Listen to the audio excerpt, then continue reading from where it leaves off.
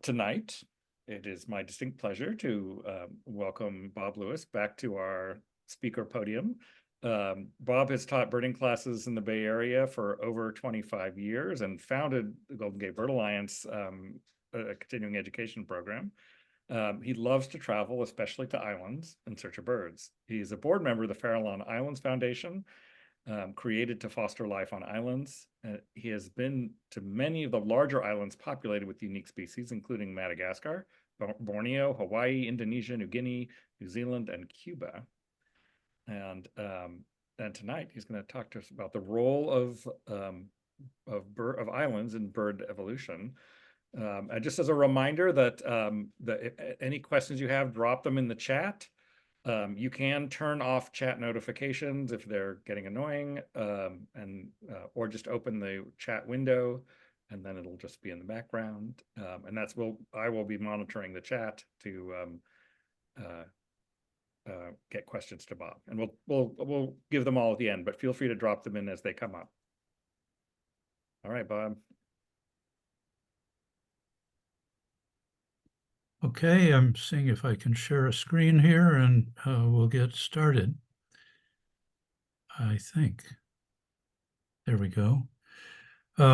So I'm going to talk to you about how important islands are to the whole evolutionary process of birds.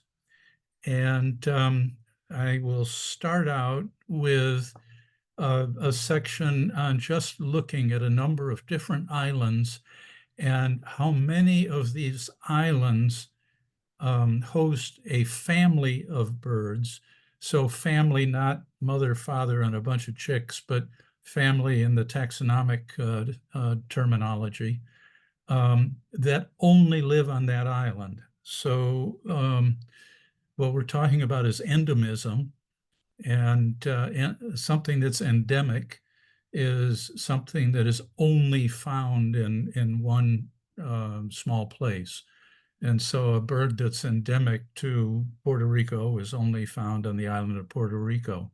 And indeed, here we have a picture of a bird called a wattled plowbill, and it's only found on the island of Papua New Guinea. And it's a member of a monotypic family, which means that family has only one species in it, and it's the wattled plowbill. The reason that's important, all these things about families and orders, is that these are lineages of birds that go back millions of years. And so orders, all the orders of birds existed 50 million years ago, all the orders that we know today. And so if if an order of birds is threatened, it's a lineage of birds that has been around for millions of years that is now endangered. And so it's a pretty serious thing as far as being able to preserve the history of bird life. So this slide here just shows that 10% of the world's bird families are found on one island, on a single island. And it shows New Guinea has 7 families, New Zealand has 6, and so forth. So why is it that islands are so important to birds? There are several reasons, but an island, if birds manage to get to an island, the bird population there adapts to the habitat. And if the island is far away from the mainland, that population is separated, it's isolated from the parent populations. And so these adaptations and modifications in the bird to fit in with the new habitat eventually wind up with a new species different from the parent species. The other thing about islands is most islands don't have a lot of predators on them because they're relatively small places, and it's hard to support a predator unless there's a lot of prey. And so many islands are predator-free, and that means that birds can adapt to a habitat without worrying about having to adapt to resisting predators. And so it gives them different options to change into, like this dodo. This dodo, way back in its family history, was a pigeon. And once it got to the island of Mauritius, there were no predators there, and eventually it lost the ability to fly because it didn't need to fly to escape predators, and having big, heavy wing muscles was just kind of useless energy spent. And then it got larger and larger because the bigger birds were more successful at competing for food. So this process of evolving to a gigantic non-flying kind of pigeon went on over a long time period, like a million years or something, and we ended up with a dodo. And then humans, which are a predator, arrived, and that happened in the 1500s. And by the 1600s, the dodos were extinct. So that's kind of the dynamics of life on an island. It can be very fragile because the arrival of a predator can be a bad thing. So I want to show you a few different families of birds that are only found on islands, and give you a little bit of pretty pictures and so forth. But it's intended to show you what the diversity of species is that depend on island life. So these are birds, families of birds that are only found on New Guinea. You've seen a plowbill. There are berry peckers, there are satin birds, and so forth. And New Guinea is this island up above Australia. And as you can see, it's all green on this. So it's a forested area. And that's why some of these species managed to survive on this island. Here's a member of the painted berry pecker family. And there are only two members in this family. They're both found on New Guinea. And it's an absolutely beautiful bird. This is another New Guinea monotypic bird, meaning only one member of the family. This bird was, some of you know Jack Dumbacher, and he was a member of a party that found that this bird was poisonous. It has poisonous feathers. So it's a pretty unique bird in that regard. Here's a bird that is found a little distance from New Guinea. It's found on the island of New Caledonia, and the bird is called a kagu, and it's the only endemic family on New Caledonia. And you can see New Caledonia isn't that big an island. And that's the only place the kagu is found. And look at the way it spreads its wings out. And it does a courtship or a territorial thing that's very much like its closest relative, the sunbittern, which is found in South America. So it's a long way from New Caledonia to South America. But these birds were separating one another's, their lineages were separating something like 30 or 40 million years ago. So the geology was different then than it is now. And what birds are where give us clues as to how they got to where they live now and who they're related to and so forth.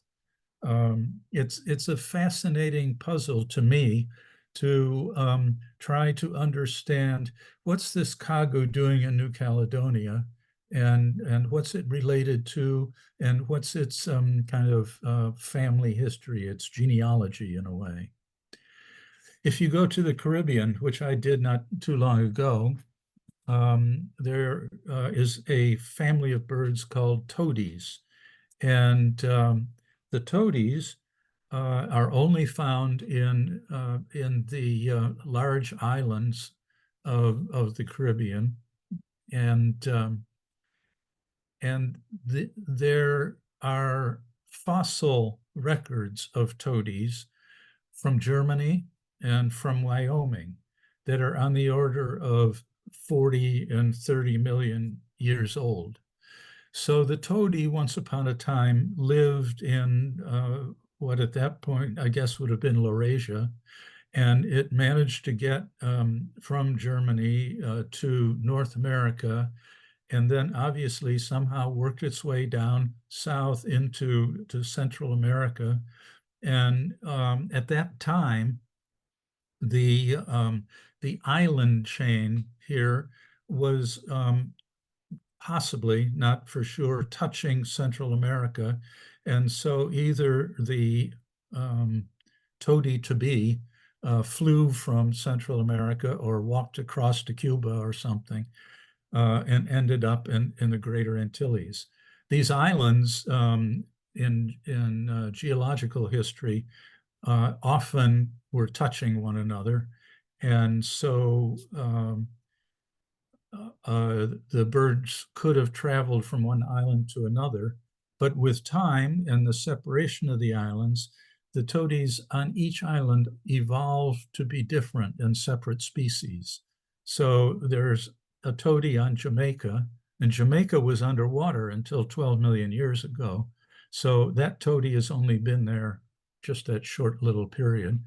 There are two toadies in the Dominican Republic. There's one in Puerto Rico and one in Cuba.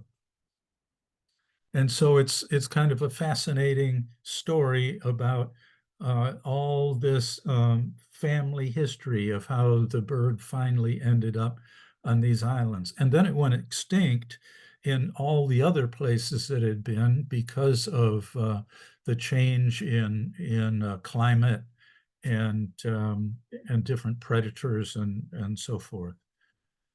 So there's another family of birds that's only found in the Greater Antilles, and it's the palm chat, and its family is distantly related to the family that includes the cedar waxwing.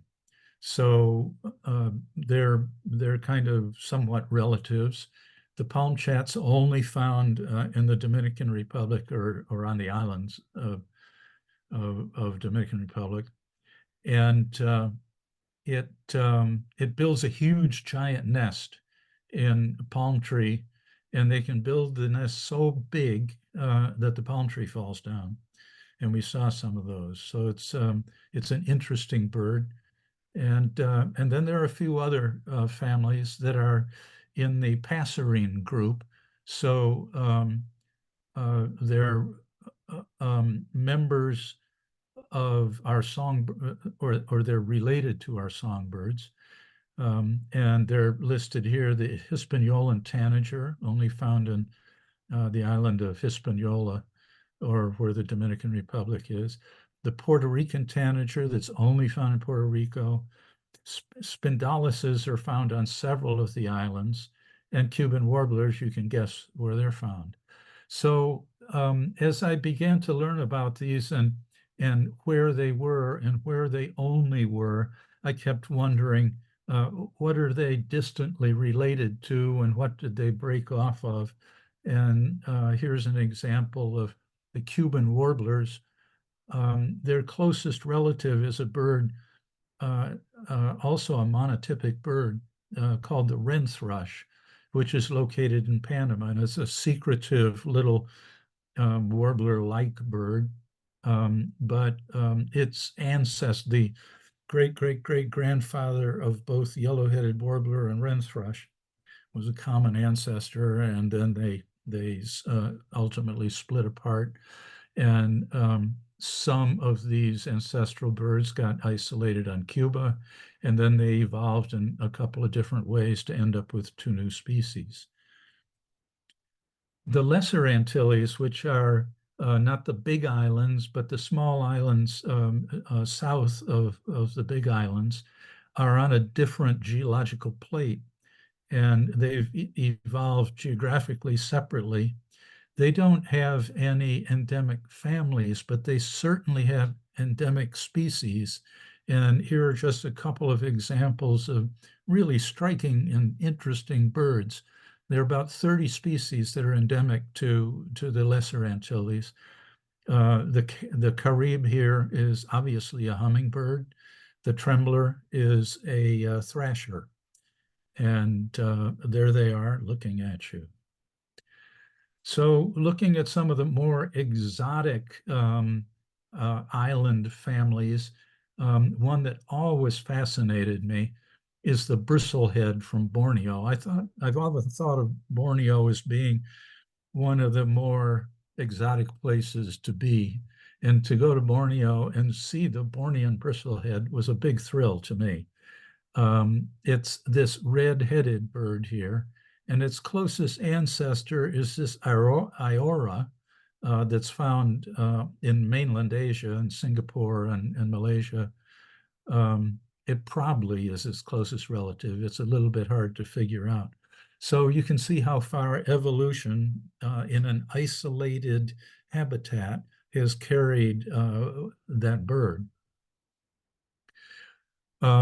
New Zealand, another island habitat, has been separated from essentially the rest of the world for starting about 80 million years. And so once a bird gets to New Zealand, it's had a tremendous long time to evolve and turn into something a little bit different from what its ancestors were. And one of the most striking examples is the kiwi. And here's the kiwi. And a kiwi is a member of a group of birds called the paleognaths. And the paleognaths, that lineage, that group of birds existed over 100 million years ago. So it was present before the big asteroid hit the Earth and wiped out all the dinosaurs. And it may not have been present in exactly the form of a kiwi, but that lineage was there. And it includes birds like ostrich and several other of the big birds. But the question is, how did a kiwi get to New Zealand, especially if its ancestor was big? Well, it turns out its ancestors, the ancestors of these birds were actually probably all quite small, is indicated from fossils. And there's been a long argument about it, whether a bird like a kiwi arrived in New Zealand because it was in Australia when Australia and New Zealand began to split apart. And even then, still 40 million years ago, there were islands between Australia and New Zealand that could have been stepping stones. But after 40 million years, you would have to fly a long, long way. Well, it turns out that the ancestors of kiwi most probably could fly.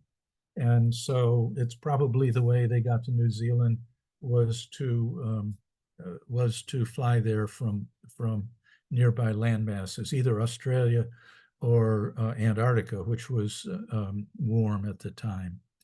The rifleman, which is another bird that is a fascinating from a taxonomical standpoint, is also a monotypic bird. No, it's not. I'm sorry.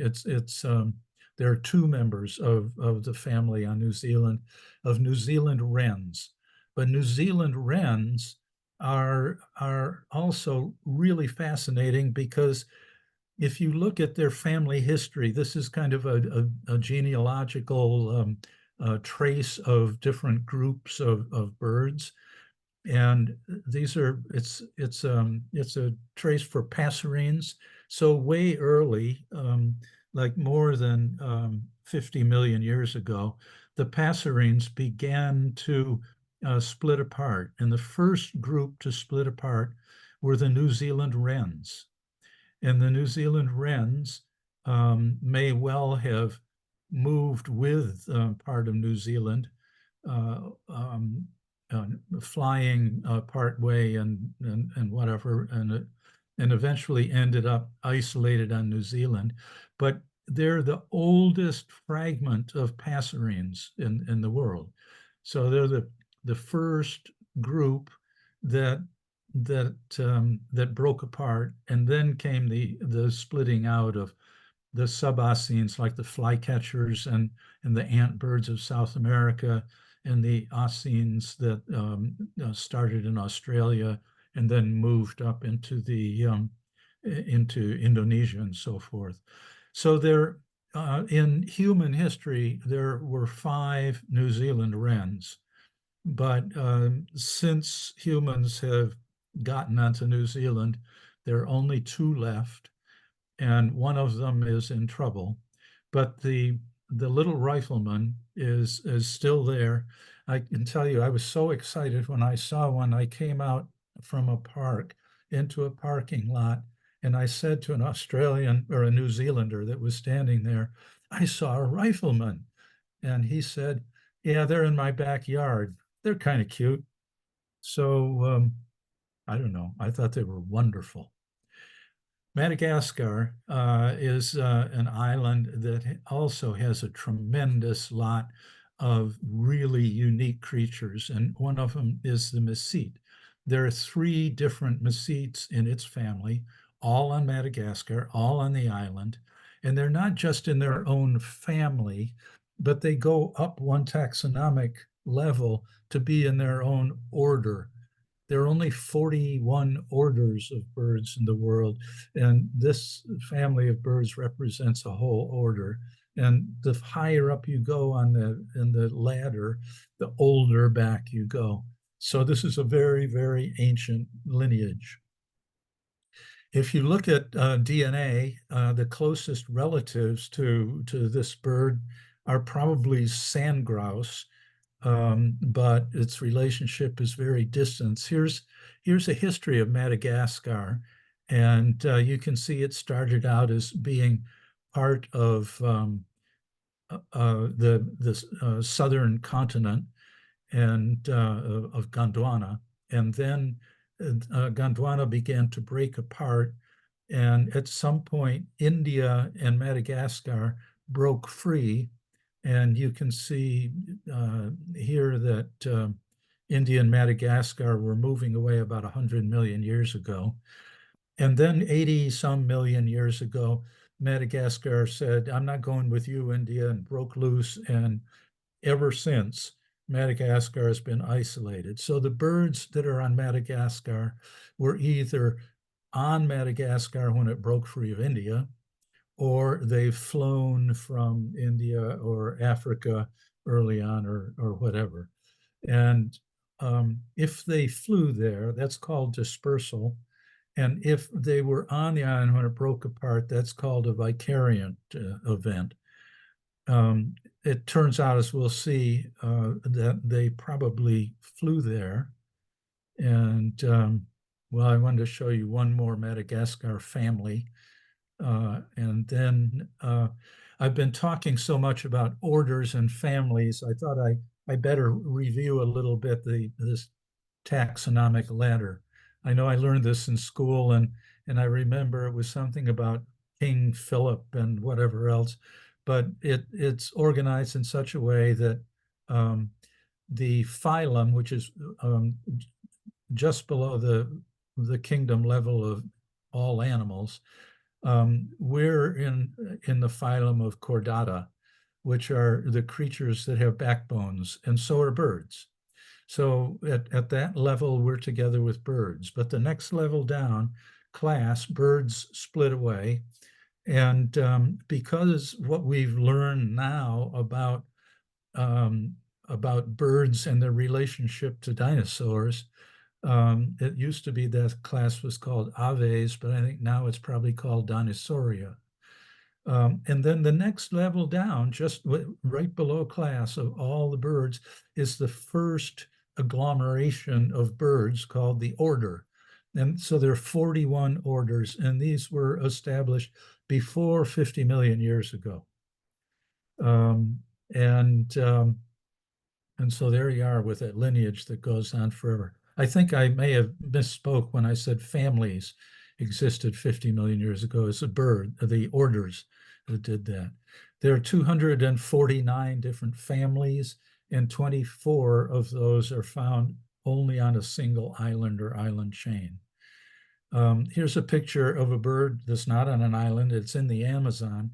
I put it there because it's the only member of its order. So there are only two monotypic orders of birds, and we'll see the other one in a minute, and it's on an island. So when you try to put together birds and how they got where they are and why they are where they are there and who they're related to and all that, you have to kind of learn several things. You have to learn this family tree that I've been talking about, which is this phylogeny. And here you can actually, on this thing, you can see the messetes next to the I have to move a little thing here because I can't see what I'm talking about. The messetes and the sand grouse, the two birds that we were talking about as being closest relatives, they started to split away from one another, according to this chart, about 60 million years ago. So it was just after the asteroid hit in terms of just being a few million years. So that was after Madagascar separated it and was all alone. So that means that the messetes had to have flown to Madagascar rather than being there as it split.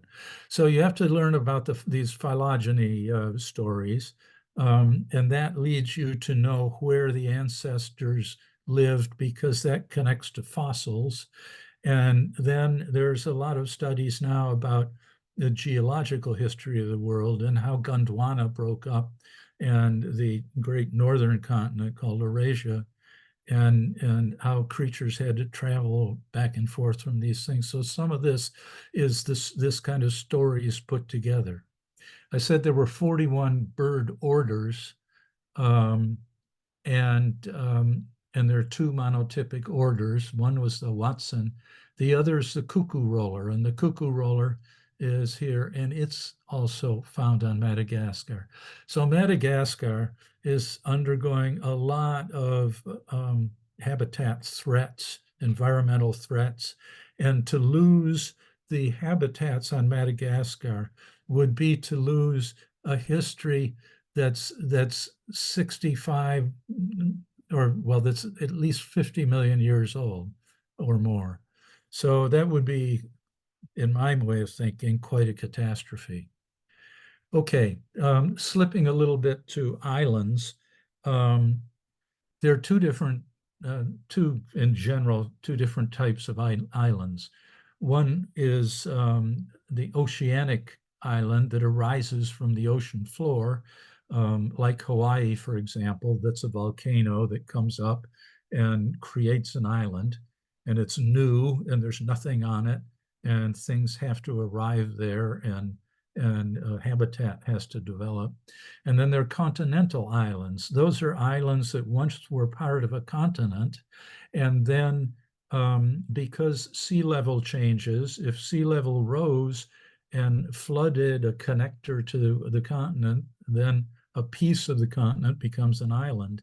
And that's the case as we just kind of saw with Madagascar. Actually, that was due to plates moving Madagascar, but still it was part of a continent, and then it broke away and became an island.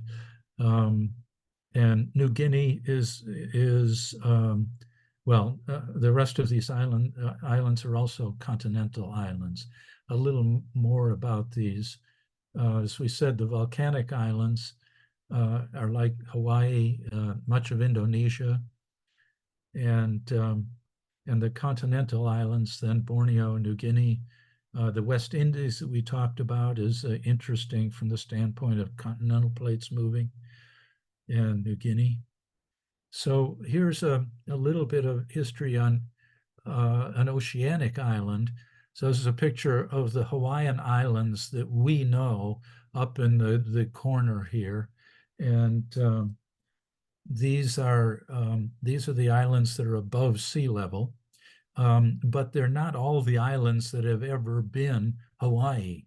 if you keep on going to the northwest, you see there's a long, long chain of sea mounts and atolls that were once islands above water, but then have dropped down. So the avian history of Hawaii can go way back in time to 50 million years or so. And then birds would have had to move from island to island to island. And each time they move from island to island, they're faced with only a few of the birds actually move to the island, and the habitat is new. And now our gene pool on the new island isn't blending with on the pool on the old island. And so the evolutionary processes are different on the two islands, and speciation begins to happen. And so isolation eventually creates a new species. There is a kind of a subfamily of species on today's Hawaiian Islands that's unique to the islands. It's called the honey creepers, and it's probably a member of the finch family, and it's a subfamily, so it doesn't quite meet our family requirements, but it's a whole group of birds that separated from its ancestral lineage and it has gone off on its own. And this is a picture of an apapani, one of the Hawaiian honey creepers. And this chart shows a family tree of honey creepers and when they broke apart from the lineage and how that lines up with new islands forming. So 5 million years ago, Kauai was formed. 4 million years ago, Oahu came up from below the sea, and then Maui, and then Hawaii. And as each happened, there were breaks in the family tree as populations of new islands happened. So again, isolation of a group of birds begins to develop a new lineage and new species. This just shows an example of the Hawaiian honey creepers evolution, what is called adaptive radiation.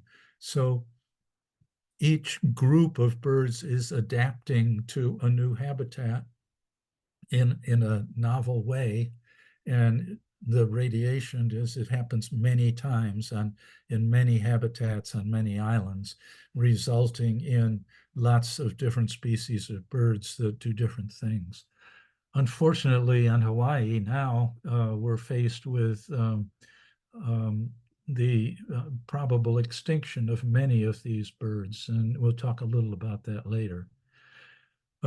Okay, so here's an example of New Guinea and the continental island there. So the gray parts of this picture are showing the land level when the sea level is low. And so in that case, you can see New Guinea, the white area up above Australia, is separated or is together with today's Australia by a low-level landmass because the water level is below that. And so creatures can move from Australia to New Guinea. And so what happened with New Guinea is that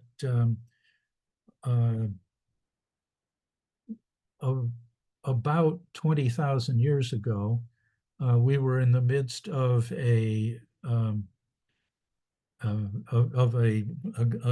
ice excuse me, an ice age. The last glacial maximum that happened was about 18 to 20,000 years ago. And when you have an ice age, you're pulling water out of the sea and up into the polar areas of the world.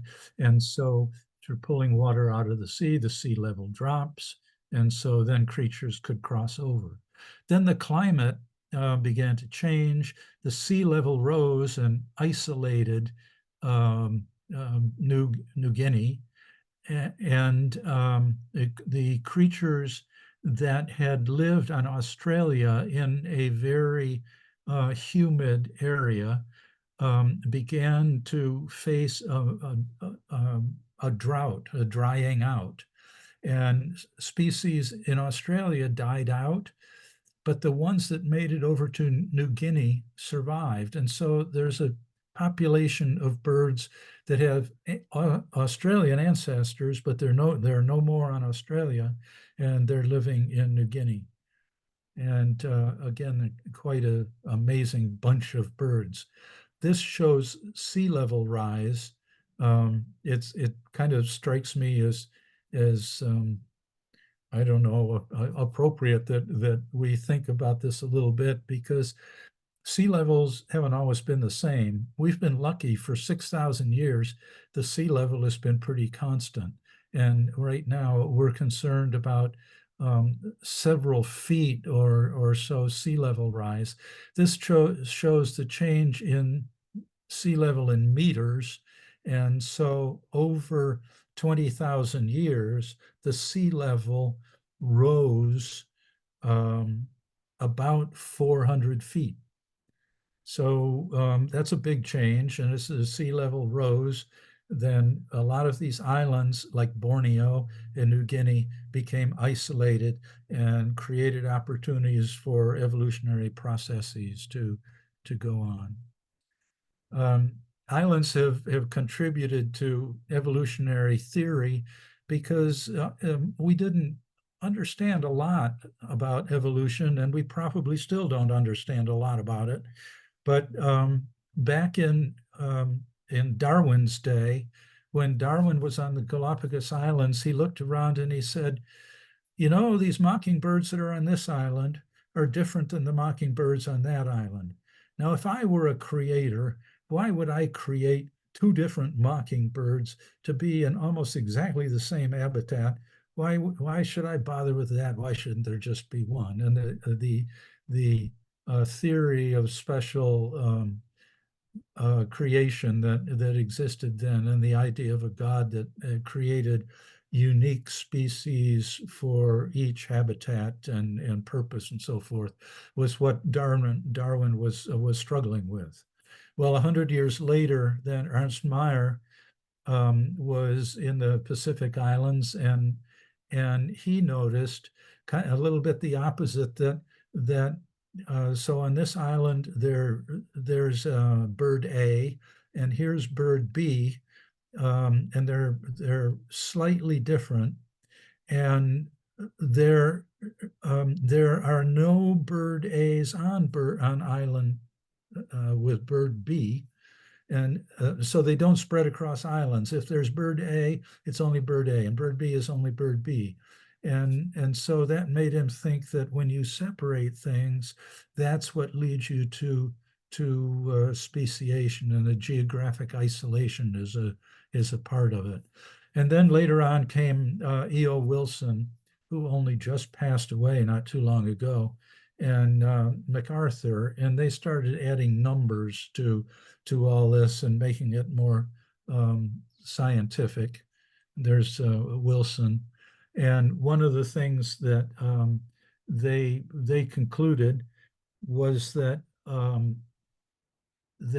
the number of species on an island, or the species richness, depends on several processes. One is how fast things move to the island from someplace else. The second most important is how often or how fast things go extinct. And then the third process of speciation is a much, much slower process. And so you can kind of leave that out for trying to figure out how many species would be on an island or are on an island. And it depends on how big the island is and how close it is to the mainland, whether or not it's got unique species and how many of them.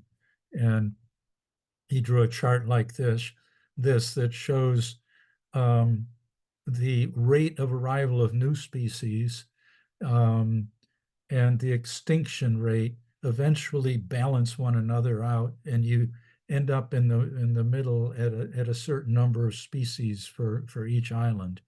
It's because after you have quite a few species on an island, the next creature that arrives on the island is probably a species that's already there. And conversely, the extinction rate goes up as you have more competitors or possibly predators arriving on the island. And so the more species you have, the more danger you have for a species. And so that kind of helps put some understanding to when you look at an island, why does it have novel species or not? So here's an island that's kind of close to the mainland, and there's colonization that happens. Birds come to the island and nest and raise young and so forth, but it's a two-way story because it's close to the mainland and things go back and forth. And so the genetic history of the birds on the island is no different than that of the birds on the mainland, and they're the same species. An island kind of like this is Santa Cruz Island, which is only 20 miles from the mainland. There's one endemic species on Santa Cruz that's a very sedentary species that doesn't like to move, apparently, and that's the island scrub jay. But there are 9 endemic subspecies, so birds that have gotten there who are pseudo-isolated that rarely trade genetic material with mainland birds and may be on the way to speciation or just maybe subspecies. So that's an island that's only 20 miles away. Now, if you have an island that's further away, you get colonization, but you don't get backflow very much at all. And you don't get very frequent colonization. So it's a rare event when birds fly over. But when they do fly over, then they're isolated and then they evolve into a new creature.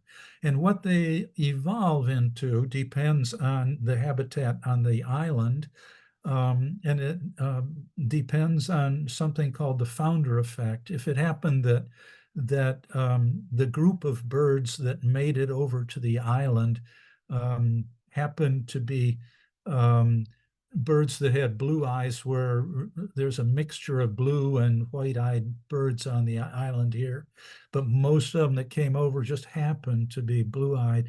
That's called the founder effect, and that means that the blue-eyed birds here probably have an up on what the new species will eventually look like. And then there's genetic drift, that's just the change in the DNA.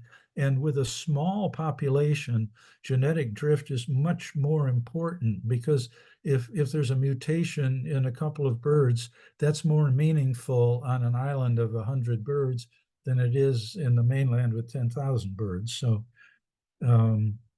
that's kind of what happens there. So there are a lot of islands in Indonesia and a lot of opportunity for this kind of effect to be going on. And here's an example of this where this is a magpie robin that lives on the mainland in peninsular Malaysia. And its genes are mixed with all the magpie robins all through Southeast Asia. And some magpie robins apparently got to one of the nearby islands, which was Borneo. And this is what today the magpie robins on Borneo look like. So because of genetic drift, this bird looks different than the other one. It hasn't drifted so far that it's a different species. You can see it's got a subspecies name, but not a different species. If you have a lot of islands together, like an island chain and like Hawaii, you have a chance for a lot more of this activity going on. And here's a case where you have a chestnut-capped laughing thrush in peninsular Malaysia, and a nearby island of Sumatra, there's a subspecies that looks somewhat similar, but the eye ring is different and so forth. But if you go as far away as Borneo, then you've got a bird called the hooded laughing thrush, which looks like this. And so now its hood is down. It's obviously has the same ancestral linkage as the chestnut cap, but because of the island isolation, it's had a chance to evolve separately. So we've talked about adaptations, and there are some adaptations that are special to islands, or who are which are unique to islands, or frequently occur on islands, maybe is the right way to say it. So an island without a predator um, favors a bird becoming flightless, because if you have to fly to get away from a predator or hide up in a tree, okay, you have to have wings and you have big wing muscles, and it takes all that energy to sustain them. But if you're on an island that has no predators and you can walk around and you build your nest on the ground and all the rest of it, then eventually you may well become flightless. And there are thousands, or more than 1,000 examples of this kind of adaptation. And it includes the kiwi that we've talked about, this bird, which is the takihi, um, which is on New Zealand, New Zealand, and the dodo that we looked at, and so forth. So it is true then that flightless birds are easy mutation to happen on islands. But then if a predator ends up on an island, extinction is a likely impact. So it's a dangerous evolutionary step that evolution doesn't know that it's so dangerous. The other thing that's shown here with this takihi is gigantism, because it's like the dodo, becoming bigger is better if you're competing with creatures of your own species for food. And so this particular rail is a very big rail. We kind of talked about island chains as being important for radiating species or adaptive radiation. And this is a picture of Darwin's finches on the Galapagos Islands, so another island chain where adaptive radiation has happened.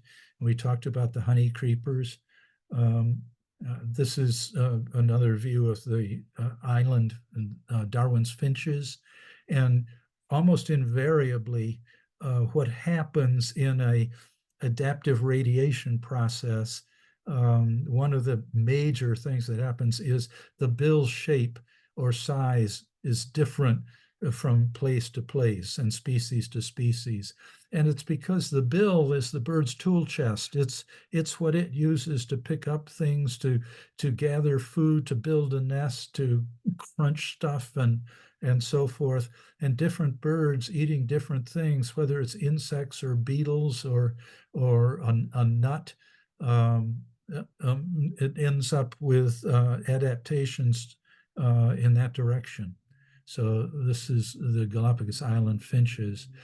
These are vangas, a group of birds on Madagascar, and all from a common ancestor. They're related to helmet shrikes from Africa, and an amazing assortment of birds.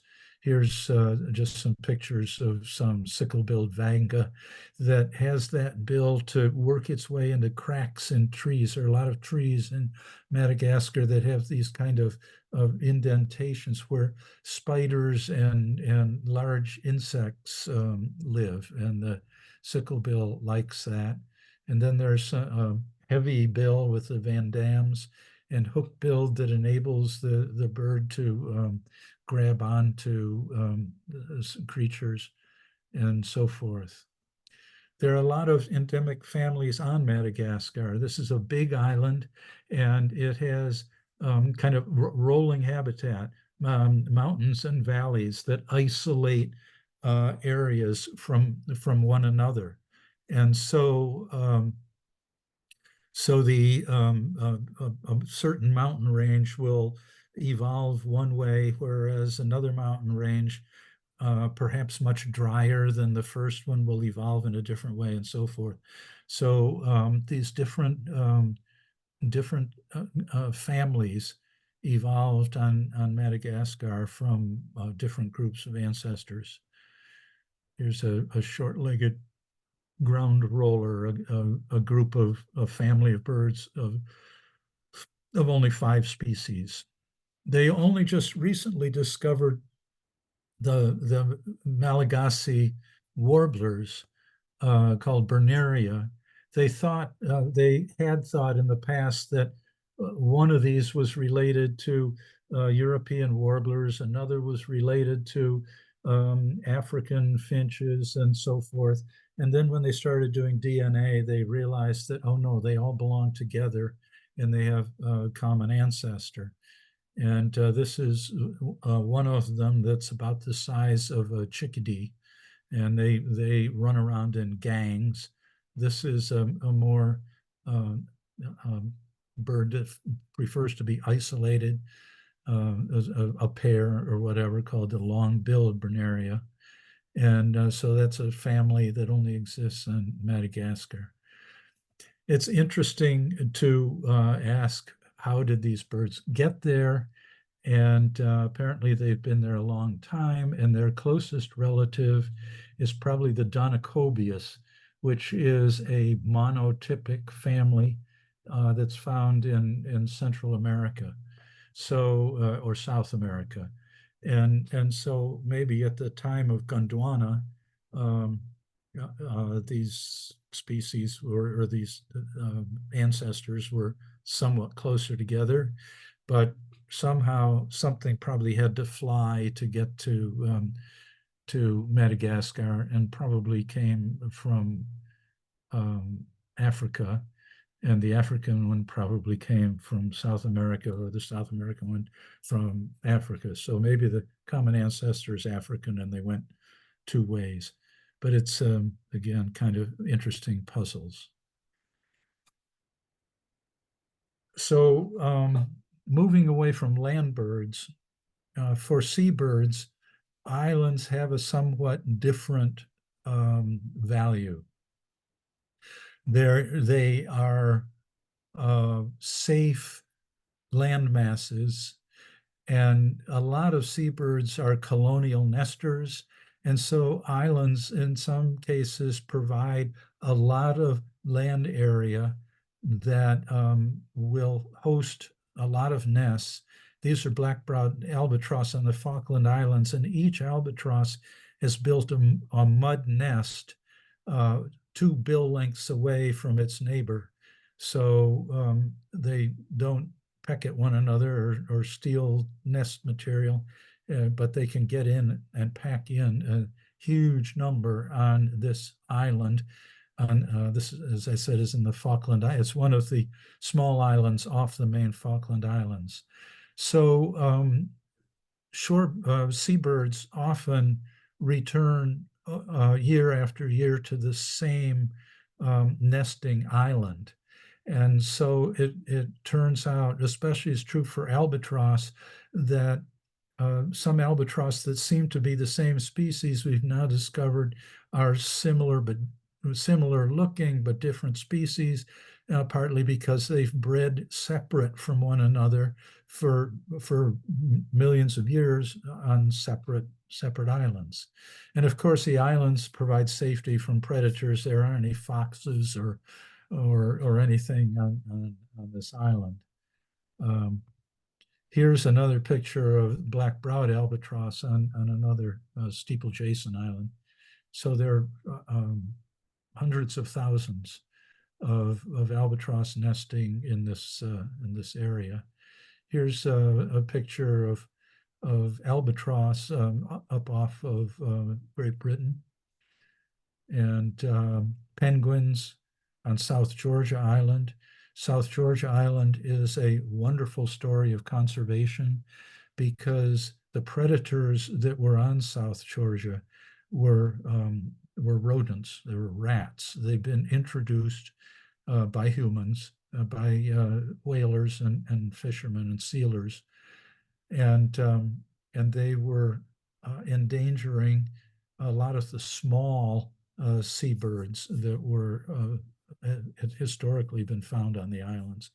And the British government ran a deratting program and successfully removed all the rats from the island. So it's been a story of great success. Here are some closer seabirds on the Farallon Islands. And Farallon Islands have a similar story about predators in that they have mice that are causing a problem with the birds there. And even closer on Alcatraz, Brandt's cormorants nesting there because it's a relatively safe place, and they're not disturbed by, again, foxes and raccoons and so forth. So I said we'd eventually get to the end story on some of this, which is extinction. So 65 million years ago, an asteroid hit what we call the Earth now, and almost all the dinosaurs went extinct.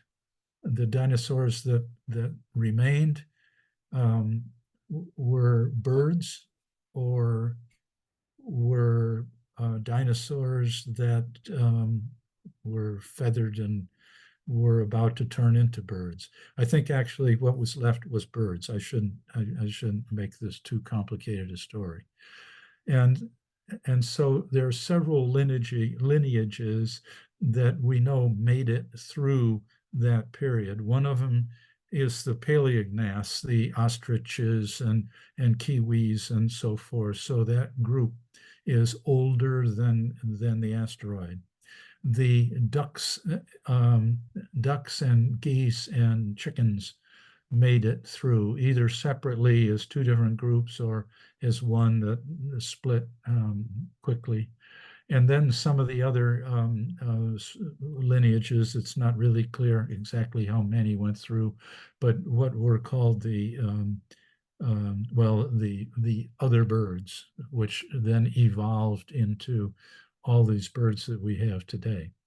So the extinction of the dinosaurs created a void, created a lot of habitat after a while that was empty of creatures, and the creatures evolved to fill that habitat. And so there was an explosion of speciation. This chart shows big die-outs in the Earth's history, and it goes back 500 million years. We're only interested in the very left-hand part of it, where it says N decay. That's the KT boundary. That's 65 million years ago. And that's where most of the bird species that we have today began. And this kind of indicates the number of extinctions, the extinction intensity that happened. So there were 5 great extinctions in the geological history of the Earth. And we're now working on the 6th. And this is known in some circles as the Anthropocene extinction, or the human extinction. And it's being caused by habitat destruction and introduced species all over the place, and of course, climate change. And this is a picture of Borneo, where a new palm plantation is going in to make palm oil. And down below is a hurricane going over the island of Cuba. And so not only are we taking down or destroying the forest, but we're also creating the climate change event in many regards. So maybe we can avoid this. There are ways that we think we could avoid it, but it means that we as humans need to recognize the value of different habitats and and consciously value them and preserve them and count their value to be more than just their money value. And that's a challenging thing to happen. If we are more conscious of islands and create sanctuaries that are free of introduced species, that will help. And of course, we attack climate change in lots of different ways that we've been talking about, and carbon combustion is one of the most notable. The business of making sanctuaries free of introduced species, the island of New Zealand has a national plan to rid the entire country of introduced species, meaning mostly rodents, by 2050. That's quite a challenge. So here's the little cartoon again showing what happens with extinction and why is extinction happening so easily on an island. Well, because there are several different things that can cause it to happen. A competitor arrives, a predator arrives, the habitat changes and becomes, and the species and the habitat are no longer compatible. One big storm across an island, or it's a pretty isolated area, disease like is happening now in Hawaii. So lots of things can happen. Since 1500, 150 bird species have gone extinct, and most of them have happened on islands. So this chart shows the extinctions per 25 years, and the blue is on islands, and the green is on continents.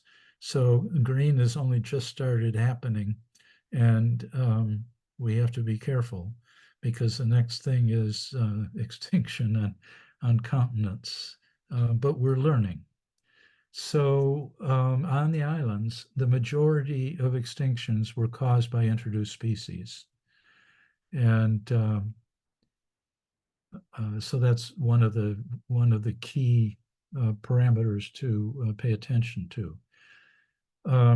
There are a lot of reasons, though. We talked about natural disasters, the business of a predator arriving.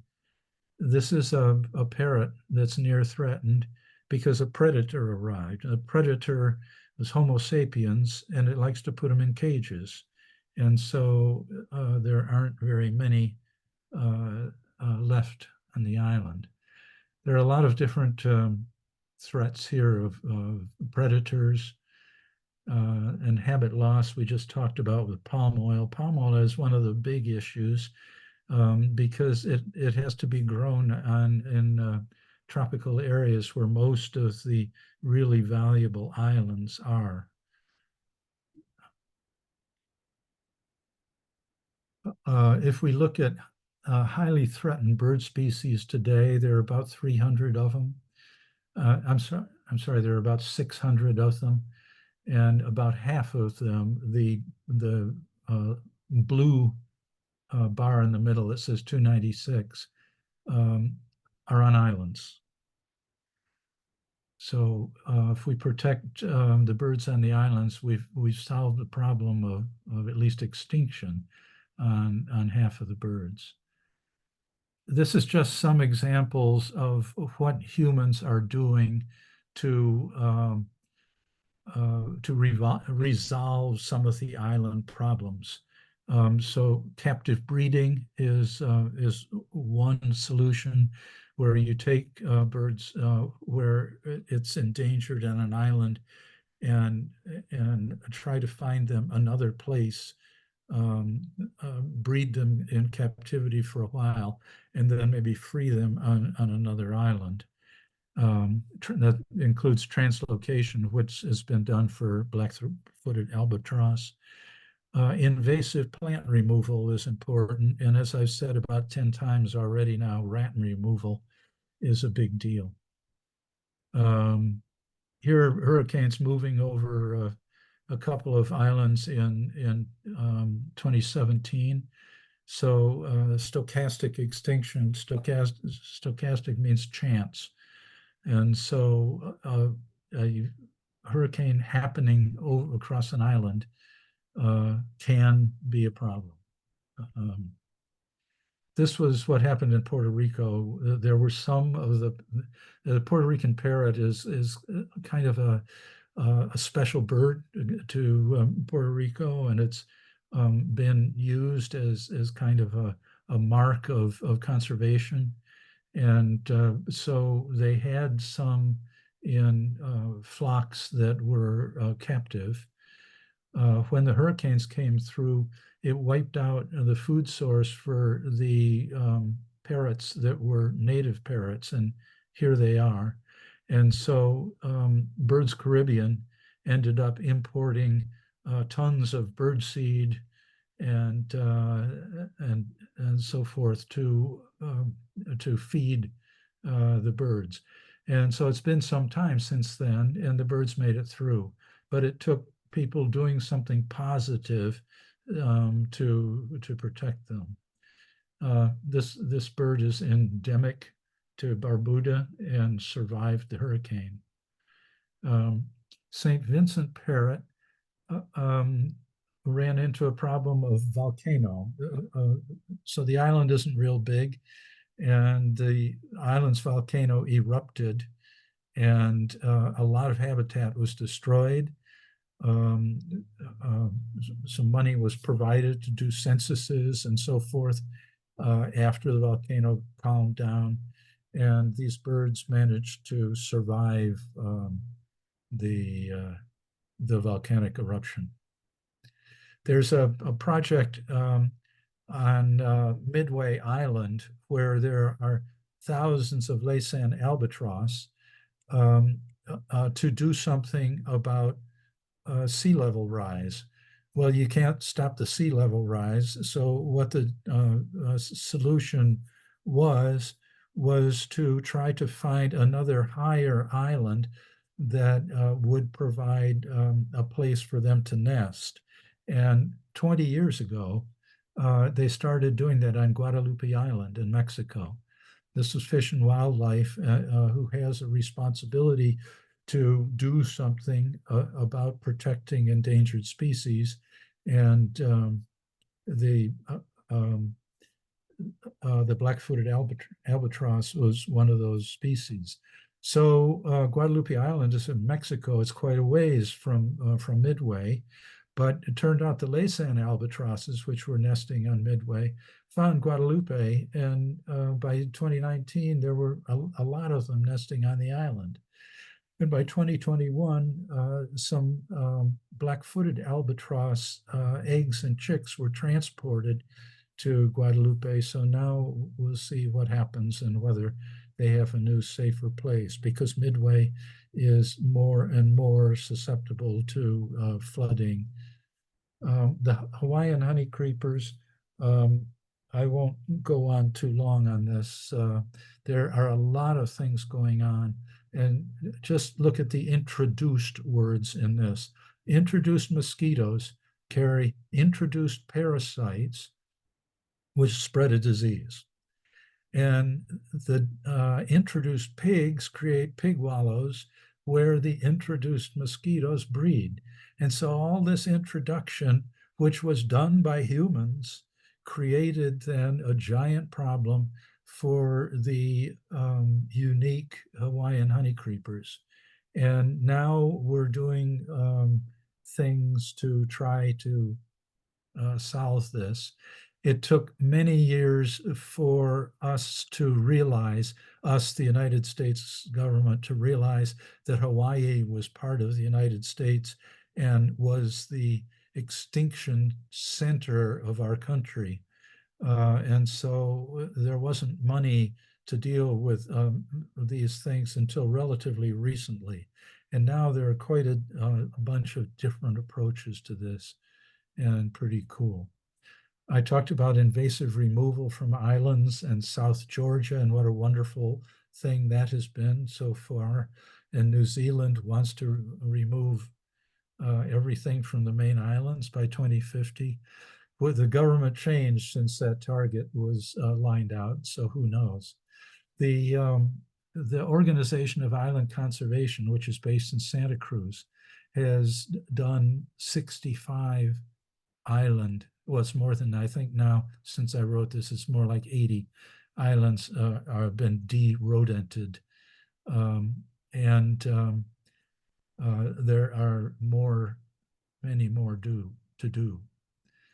The impact of removing rodents from an island does a whole lot of things. So one thing that happens is the number of birds increases, and it increases because now nesting is safe, and so the number of successful nests increases. The guano from the nesting birds fertilizes the nearby ocean, and fertilizes native trees to grow up. The birds are bringing sea life onto land in terms of guano. So it's going through a process of making everything more fertile. And it's not just the birds then that flourish. So the Farallon Islands, I mentioned mouse removal is a project that needs to happen. Half of the world's ashy storm petrels nest on the Farallon Islands. And through a complicated series of events, they're endangered due to mice. And there's been a lot of discussion about doing this. And the project has been put off and put off. And finally, in 2021, approval was granted from the Coastal Commission, but there are continuing meetings, and there's a small group that's strongly opposed to this because they believe that killing anything is bad, and so killing mice would be equally bad. I think that that if we don't do anything, then we've relegated the ashy storm petrel to extinction, and that's as good as killing them. So it's a bad choice, but you've got to do something, I think. So I want to say thank you for listening. This was fun to put together. Here are a couple more birds. But before I stop talking, I want to say, Glenn mentioned early on that there is a travel program, and I did go on the trip to Portugal. That trip is open with quite a few spaces, and it's a wonderful trip. We had 189 bird species. The food is incredible. The guide is a genius, and you're crazy if you haven't been to Portugal. Is a lovely country. And I don't know why all those explorers left Portugal and came to the New World. They could have stayed there. And one final statement, remember the Birdathon. And if you liked this talk, you could donate it to the name of some of this year's fundraisers, like Bob Lewis.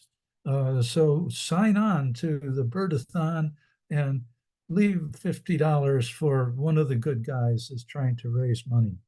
I'll be talking again at the Hayward Library on this coming Saturday about supporting birds during climate change. If you want to go to that, it's on the library, the Hayward Library's webpage. And now I'll stop talking and I'll stop sharing, and thank you all.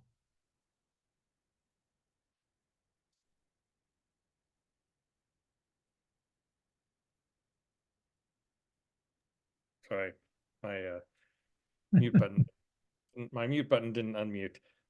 We have just over a couple of questions. I think some of them have been answered, but there was one really great question. Well, here's a couple ones. So, what was the corvid radiation? You mentioned that about. Okay, so I talked about how multiple islands promote speciation.